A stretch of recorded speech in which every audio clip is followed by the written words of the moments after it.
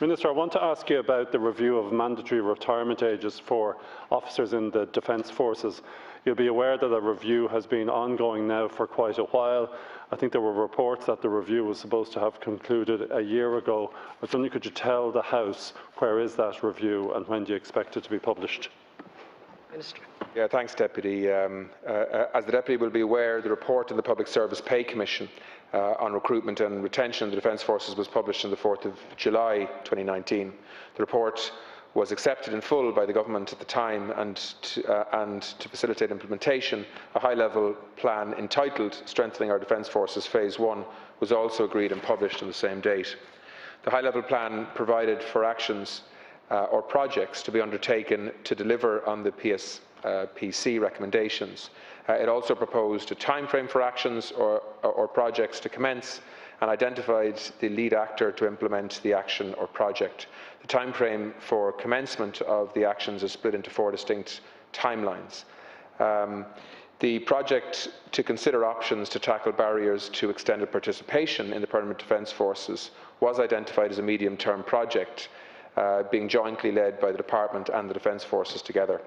After initial research, it was decided that this project would be divided into 2 phases.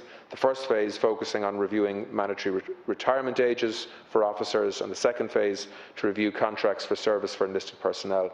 It was agreed with PD Fora that enlisted privates and corporals who had reached 21 years service and are under 50 could remain in service until the end of 2022. Sergeants who were due to retire were also permitted to continue to serve until that time frame. These measures mean that the review could take place in an extended time frame. A report on the first phase of this project, reviewing mandatory retirement age for officers, was completed by the Joint Civil-Military Project Team and is currently with the Department of Public Expenditure and Reform, awaiting clarification on a number of issues. I understand it's primarily in relation to pension entitlements. Work on the second phase, examining contracts of service for enlisted personnel, is underway and progressing well.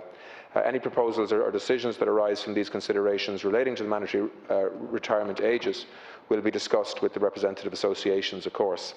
My department continues to engage with the associations in all matters that fall within the scope of the representation, not just those arising from the high-level implementation plan.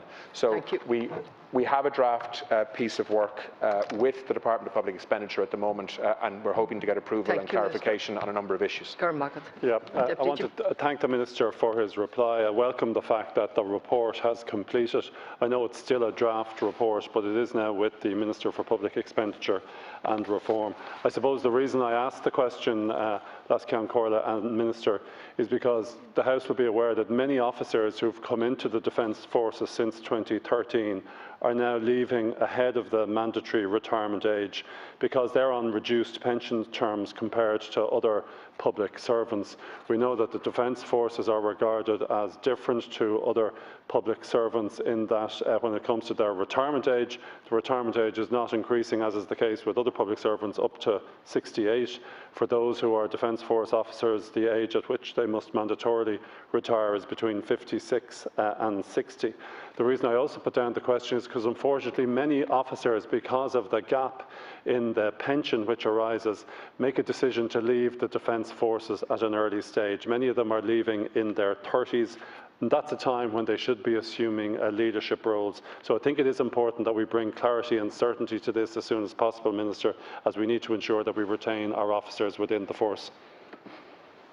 Thank you, Antara.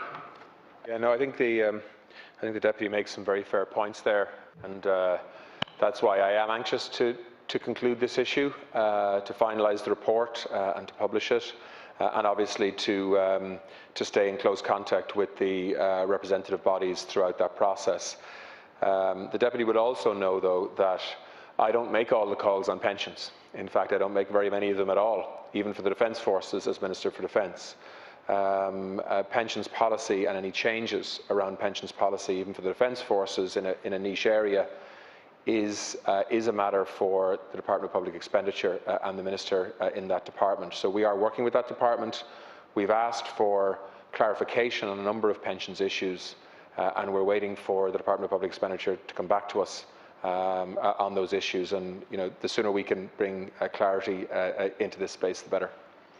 Thank you. Oireachtas.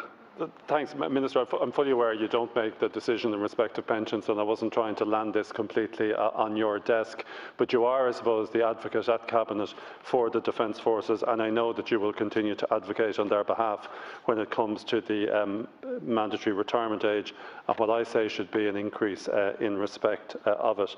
I suppose the issue for the Defence Force officers arises because of the Single Pension Scheme Act 2012, which resulted in the designed entitlement to the single pension or equivalent view by supplementary pension being denied to new entrants who've joined the force since 2013.